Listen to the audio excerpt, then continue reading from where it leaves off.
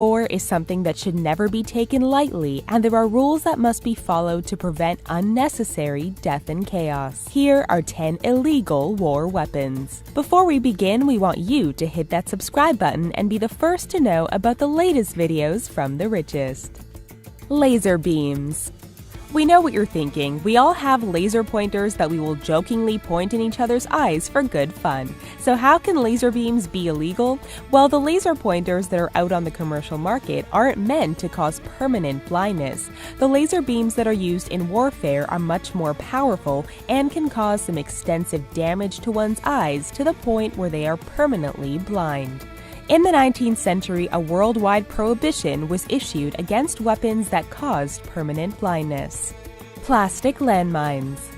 Plastic landmines are a rather sneaky way to hide explosives since they can't be detected with a metal detector.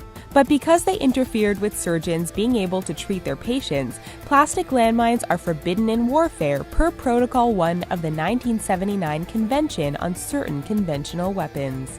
Plastic and other undetectable materials can still be used as a part of the landmine and explosive, but it can't be the main device. Dirty bombs.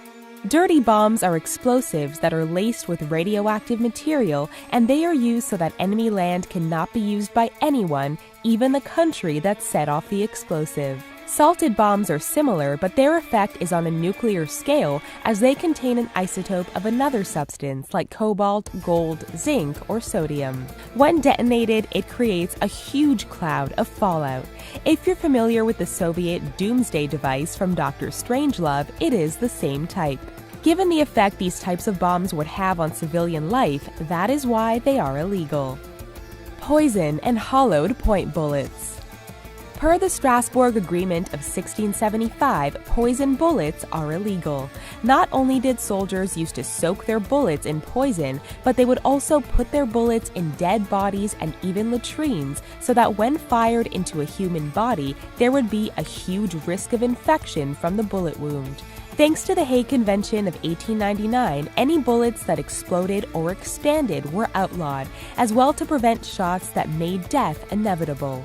While it doesn't make much sense, it's the law. Napalm and flamethrowers. We're including these two weapons as one topic because while they are technically allowed to be used in warfare, there is a condition. Napalm and flamethrowers cannot be used around or near civilian areas. This is due to Protocol 3 of the Convention on Certain Conventional Weapons. Given that guerrilla soldiers will often use civilians as human shields or hide out near populated areas, this prevents their enemies from going in there and just killing them all with one swoop. Unexploded bombs. If you think that old bomb or missile that's laying around in a field would make a good weapon for a current war, think again. Per Protocol 5 of the Convention on Certain Conventional Weapons, explosive remnants of war are forbidden for use.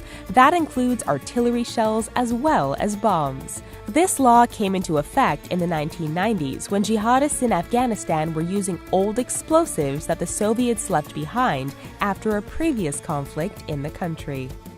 Spike pits.